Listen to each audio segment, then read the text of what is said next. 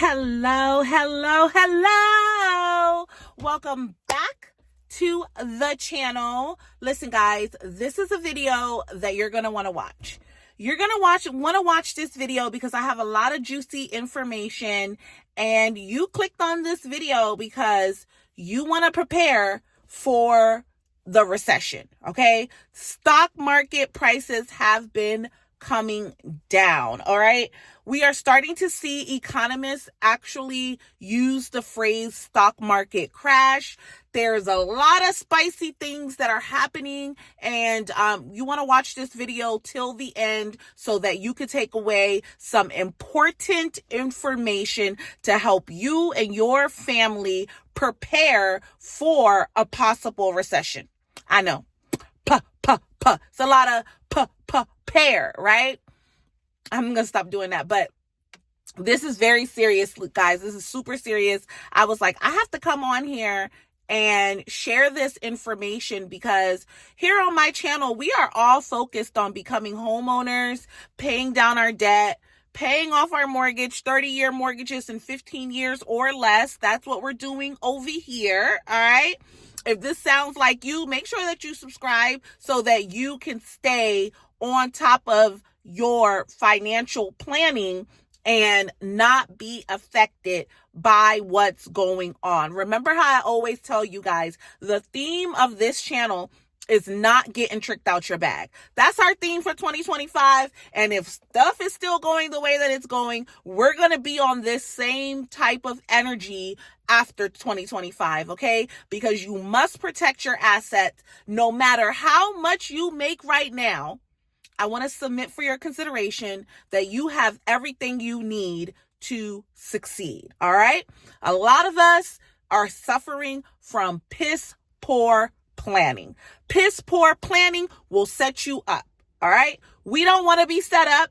We want to plan and prepare, all right? So because the writing is already on the walls, we are already seeing a recession. Stock market prices are going down. Some parts of the country, home prices are going down. People are losing their jobs. I told you guys on a different video that inflation, depression, recession, these are three different economic scenarios.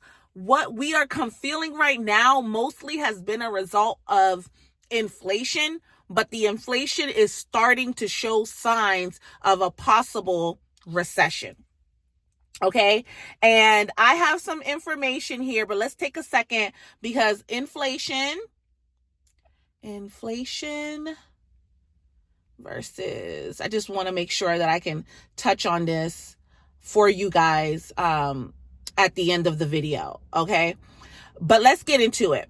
One thing that you can do, I have 5 tips here for you guys that I want to share with you. I have a lot for you today. I don't know if I'm gonna get it all in, but we're going to try to get it all in. Okay. Here we are.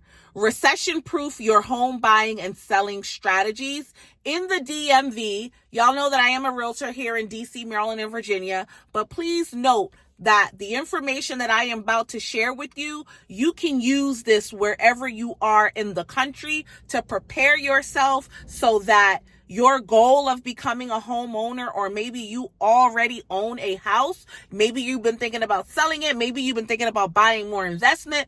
Guys, economy is a flowing current. The economy is like the river. Think of the most largest body of water. The economy is as fluid and abundant as the waters of the earth, okay? It is ever constant, ever going. Now, what you want to be able to do in preparing is you want to be able to know how to ride the wave, okay? Right now, I'm going to share with you guys 5 strategies that are going to make you recession proof, okay?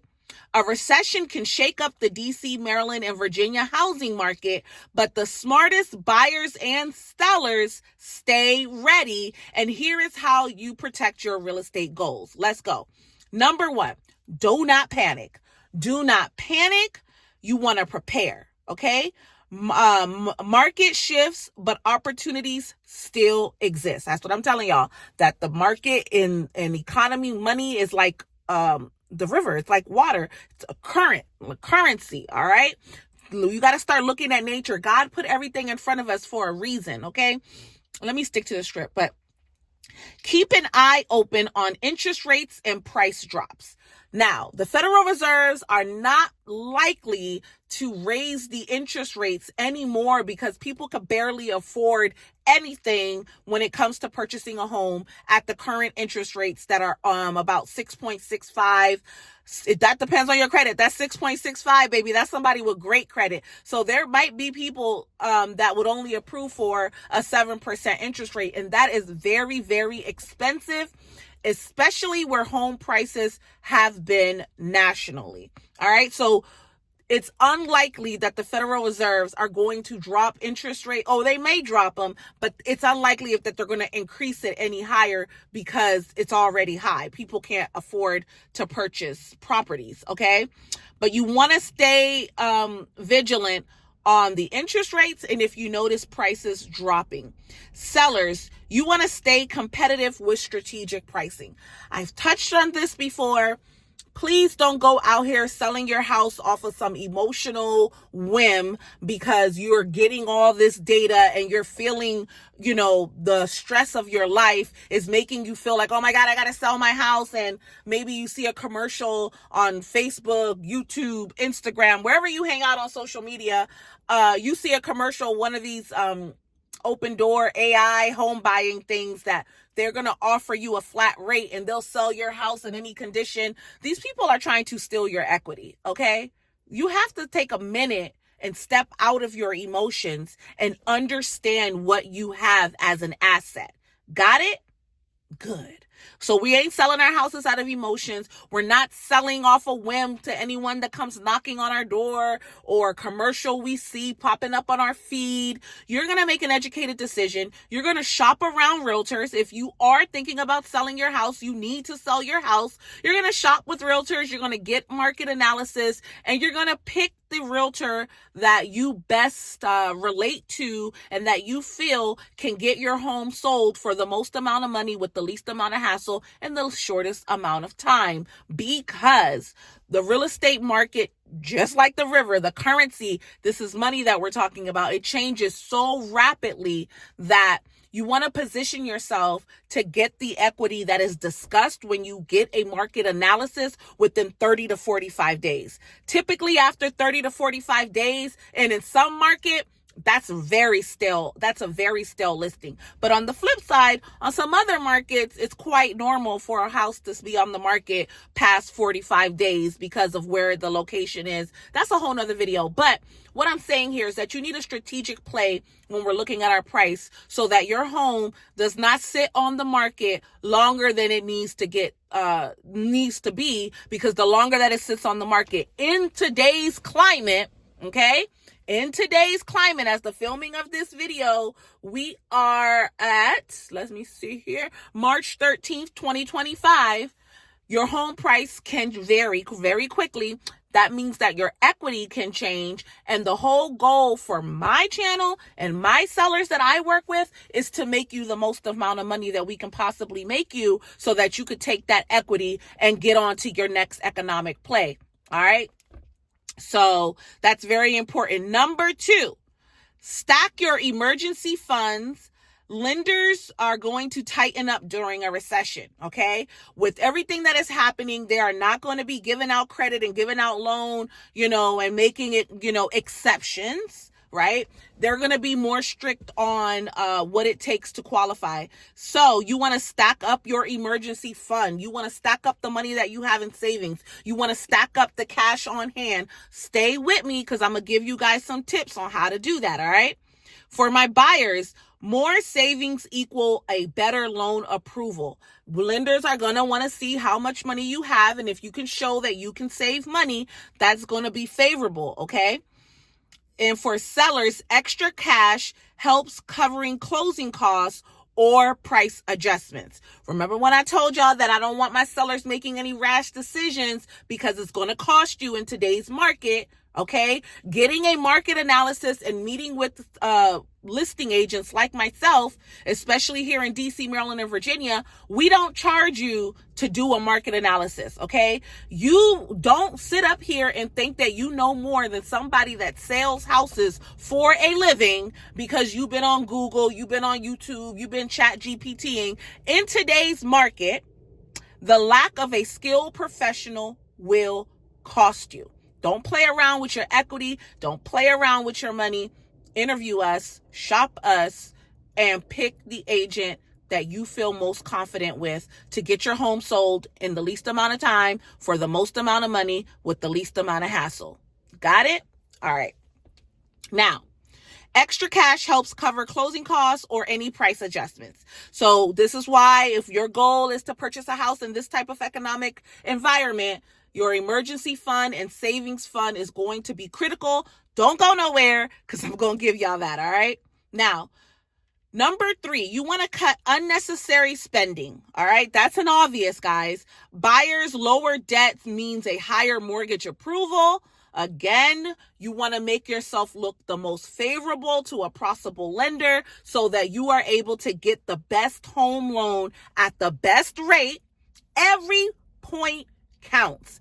Every discount counts in today's market dramatically. Okay. So the more you can do to prepare yourself to get a favorable approval, the better off you're going to be financially. Okay. And, I'll read that again. Buyers' lower debt means a higher mortgage approval. Sellers saving money for expenses on homes, upgrades to attract more buyers. Sellers, the more you invest into your asset, the higher your potential offers will be. Hands down, if you have to make a negotiation, the better your home looks, the less the buyer is going to ask you for costly repairs. That's a whole nother video, but if you're tracking, understand that investing in your property, maybe cleaning it, painting it, repairing the HVAC, depending on if your roof is over 20 years or more, get yourself a new roof. Get yourself a new roof. If you got a little extra 12 to 15K, go ahead and do that because that's going to be the greatest investment that you can make on your property. The roof, for most people, is like one of the biggest costs, whether you're buying or you're selling. But I'm going to tell you like this, the older your home is, the longer you've been in your home, if you know that your roof is over 20, 25, if it's 30 years, baby, I don't know how you don't got no leaks, okay? But some roofs were made with quality and can last 30 years. But guys, don't play around with those type of repairs if this is your asset. I'm not saying you selling your house today, but if you're thinking about things to remodel on and you know that you're creeping up on retirement age or you got a situation where you might have to put that house on the market, this is why you want to keep be thinking about putting money up for savings so when it comes time, you can afford that level of repair. All right. Number 4, reduce debt and avoid new loans. Period on period. Do not take nothing out. Don't borrow no more money. If your goal is to buy a house or sell your house in the very near future, you did not catch this video by coincidence. The algorithm here on YouTube is very, very intelligent. You are here for a reason.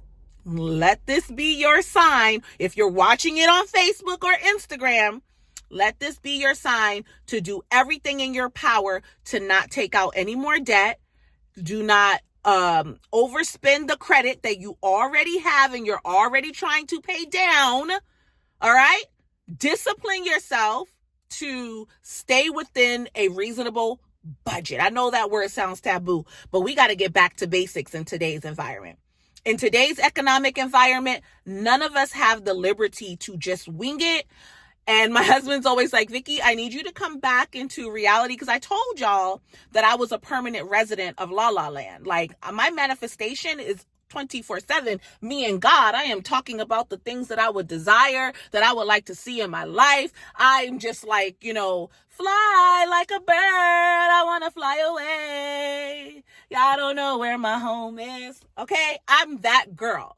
I am that girl. Like, if you know Nelly Furtado, leave me some butterflies in the comments below, because yes, I am that girl. And my husband's like, Vicky, come back to reality, because we really need to plan this thing out. So budget is the basics of fundamentals that are going to get you to be able to execute these economic strategies that I am giving you. And this is going to prepare you for what's to come.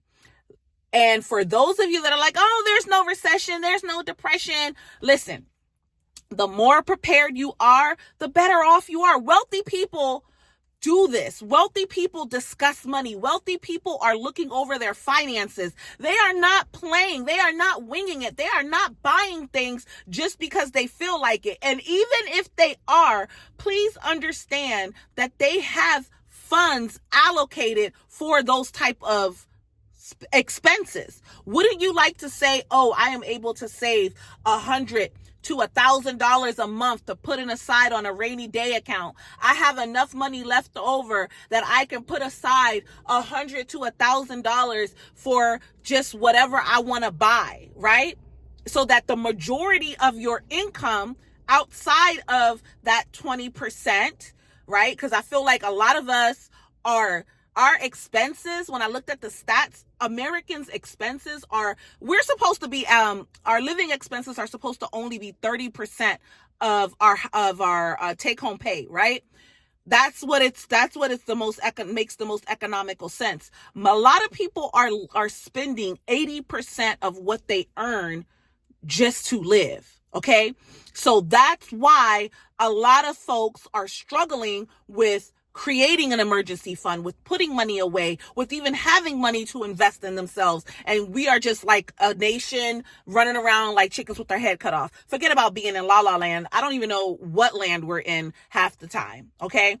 So I'm making these videos so that all of us can tighten up and get our finances and become the good stewardess that God has called us to be over our finances, so that you can actually actualize the visions and all that you have. Because let me submit for your consideration that the reason that you have this goal to become a homeowner, or to expand your portfolio, or, to just grow your finances, that is something that God has placed on your heart.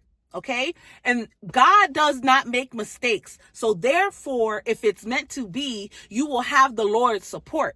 But remember how I tell y'all, miracles happen in motion. Miracles happen in motion. Change your mind, you change your life. Change your mind, you change your life. Creating a budget, as annoying as it could be for some of us, is that discipline that God is going to require for that miracle to happen in our finances. All right. Getting off subject. Y'all know I be preaching, but this ain't that. So, I already told y'all, cut unnecessary spending, reduce debt and avoid new loans. Buyers, a lower DTI, debt to income ratio, equals a better loan. I keep telling y'all, with lenders becoming more strict on their loan approvals, you want to make sure that your DTI, your debt to income ratio, is as low as it could be. That's self-explanatory. Sellers, where am I saying? Stay financially flexible in case your home takes a longer time to sell. Yes. Sellers, do not wait to sell until you are completely just like on edge and you're like, okay, I have to sell my house. Or you're waiting until the last minute to contact a realtor when your mortgage company has already told you that your foreclosure process is starting. Okay. Do not wait till the last minute, because as the climate changes, so will the demand on homes. And you don't want to be in a case where maybe 45 days, it goes up to 60 days. Can you hold your property for those 60 days without going into foreclosure? This is a very serious thing, guys. So I need you to do the work to be able to build up your emergency fund. All right. So let's get into it. I'm going to give you guys 3 tips on how to save your emergency funds. First, you want to pay yourself first. Treat savings like a bill. Set up an automatic transfer to a high-yielding savings account every payday, even $25 to $50 per week adds up fast. If all you can save is $25 a week, start there, okay? Start there, all right? Cut and redirect. Trim unnecessary expenses like your subscriptions, takeout, impulse buys. We're going to have to start being more conscious when we're making a purchase. Do I really need this, or is this just something that I want? Okay? Got to start doing that. Keep it in a separate account so you're not tempted to, Lord. Okay, keep it in a, where did it go? Number 2. Okay, so we're cutting unnecessary expenses and trim unnecessary expenses and put that money in your emergency fund instead. Small changes equals big savings. Set up a goal and stay disciplined. Aim for 3 to 6 months of expenses or more. Keep it in a separate account so you're not tempted to dip into it. This is going to require you guys to create some very strong economic discipline. You guys know that I am a Christian. I am a faith believer. I am always talking to God. And this morning, my prayer was, Lord, give me the strength of salvation. If you are a Christian, you understand that there is a certain level of discipline that is required to die to our flesh daily.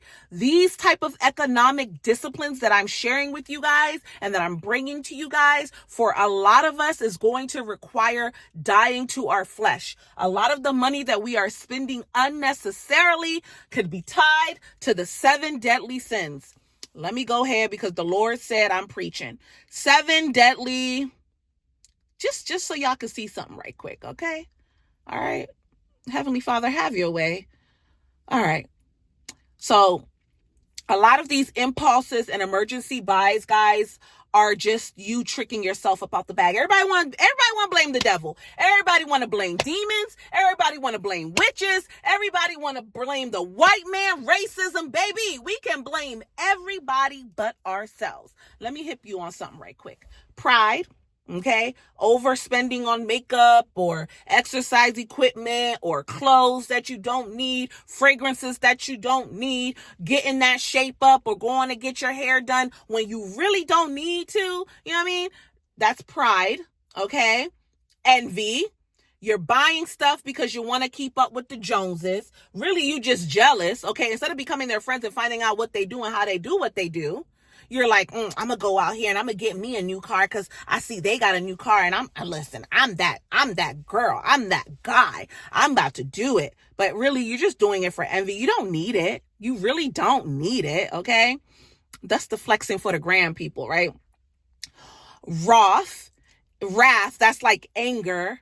You're so angry. You got to prove yourself, and I'm going to go out here and I'm going to pay this money for this plastic surgery because that man should have never left me. Baby girl, it's so much cheaper to just go to the gym and eat, right? Why are we blowing tens and 20s of thousands? Men and women, honestly, are getting plastic surgery, unnecessary beauty and cosmetic procedures because they're angry or they're trying to prove themselves to somebody. That's a deadly sin. Let it go. And I mean, that you could be spending money out of anger just because, like some people let anger just really take over their life, and we got to wheel that in. Don't spend money when you're angry. Take time to cool down. Okay.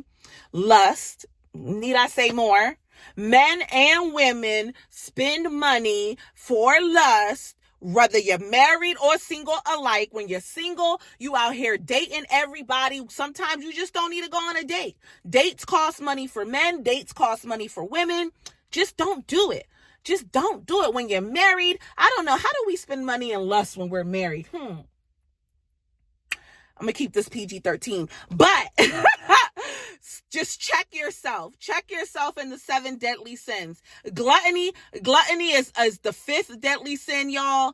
That's so simple. A lot of us are ordering Uber Eats. We're eating out. We're going to restaurants. We're not cooking when it's a lot cheaper to cook. Okay. That's a place. Sloth. Sloth is another deadly sin. And let me tell you, that lazy spirit, that is a demonic spirit.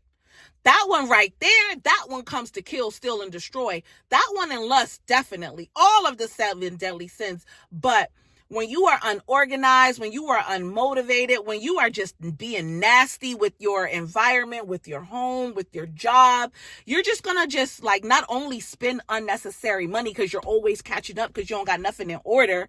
You're just going to attract more distractions because you can't find anything. So your time is limited. And don't you understand that when you're in a dirty house, your mind is cluttered, your energy is cluttered, your kids are acting crazy, your husband is acting crazy, your dog or your cat is acting crazy. So these assignments and these tips that I'm giving to you guys to prepare your money, to prepare yourself, it's a spiritual discipline, it's a practical discipline, and wealth, health, love, money, all of this stuff comes together. All of this will come together to help you to become a homeowner despite the economic climate, okay? If you already own a home, ordering and disciplining yourself in these areas is only going to help you to become stronger, to maybe have more time to study things that are going to make you a better asset on your workplace. I just heard today that Trump was cutting 45,000 workers possibly from the IRS, right? He signed an executive order saying that they're going to slash the IRS. 45,000 people will be getting laid off. Check this. They're not laying them off until after tax season. Tax season has been stretched out till the end of May, I believe, or May 15th. So we have a month. If you have not already filed, get to filing your taxes, because after May, they're going to possibly slash it, okay? And if that happens, taxes are going to take longer you're going to take longer to get your refund, and you're going to take longer to find out if you made a mistake, and that can cost you in fees and things of that nature. So guys, preparing your home for this economic disaster or market crash that we see happening, you want to move like the wealthy. Let me make sure I read everything to you guys. Because Zach and Elon and Jeff Bezos, all of these guys, they were selling stocks like a year ago, and they were doing it the legal way. Remember how I told you wealthy people don't play about their money?